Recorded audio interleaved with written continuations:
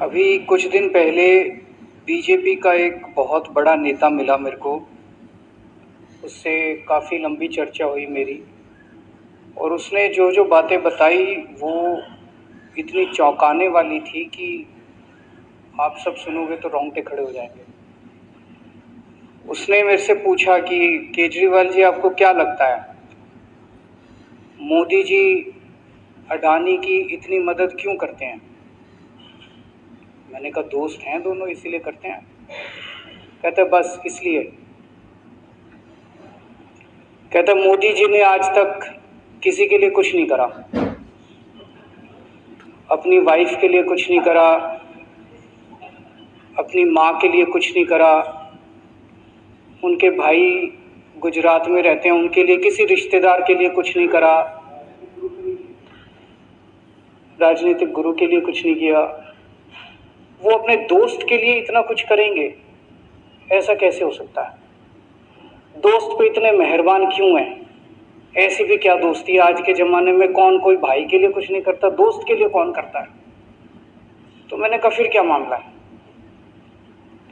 कहते आप खुद सोचो, इतना बड़ा क्राइसिस हुआ, हिंडनबर्ग की रिपोर्ट आई, चारों तरफ थू थू हुई, पूरा क्रैश कर गया अडानी ग्रुप। मोदी जी इतने स्वार्थी आदमी हैं कि अगर केवल मामला दोस्ती तक होता तो 2 मिनट में उसको साइड करते और कहते मेरा कोई लेना देना नहीं इससे। अभी भी उसको बचाने में लगे हुए हैं। कभी एसबीआई को कह रहे हैं इसको पैसे दो, आज अखबार में आया पीएफ वालों को भी बोला इसको पैसे दो। सारी एजेंसी अभी भी उसको पूरी तरह से उसको बचाने में लगे हुए हैं।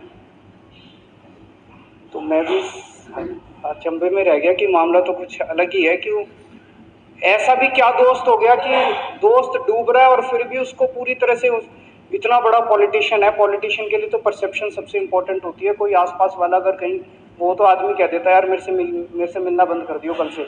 वो उसको अभी भी बचाने में लगे हुए हैं। और उसने मेरे को बताया कि, मैंने कहा फिर मामला क्या है?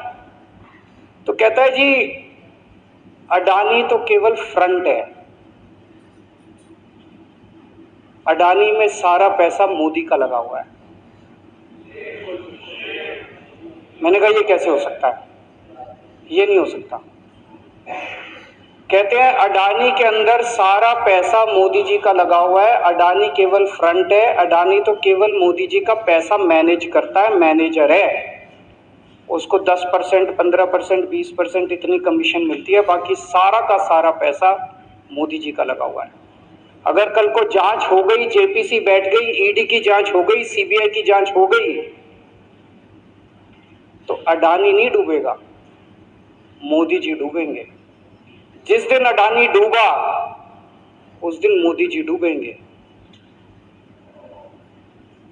मैंने कहा यार उनको पैसे की क्या जरूरत है?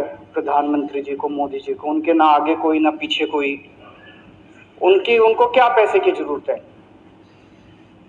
तो कहता है सर पैसे की हवस होती है, लत होती है। कहता है इतने दुनिया में इतने बड़े बड़े अमीर आदमी हैं, उनको कोई अब और पैसे की थोड़ी जरूरत है, लगे पड़े हैं सारे, और पैसा और पैसा और पैसा। बोला हवस होती है। बोला जिस दिन अडानी दुनिया का सेकंड रिचेस्ट मैन बना था, अडानी दुनिया का सेकंड रिचेस्ट मैन नहीं बना था, मोदी जी दुनिया के सेकंड रिचेस्ट मैन बने थे। और अब मोदी जी का ख्वाब है, उनका सपना है कि वो दुनिया के रिचेस्ट मैन बनना चाहते हैं। प्रधानमंत्री तो बन गए, वो दुनिया के रिचेस्ट मैन बनना चाहते हैं। फिर उसने मेरे को एक एक करके, मैं बड़ा धीरे धीरे उसकी बातों पे, पहले तो मैं एकदम शॉक हो गया ये कह क्या रहा है कि अडानी के अंदर सारा पैसा मोदी जी का लगा है। फिर वो धीरे धीरे उसने एक एक करके बातें खोल के समझानी चालू की।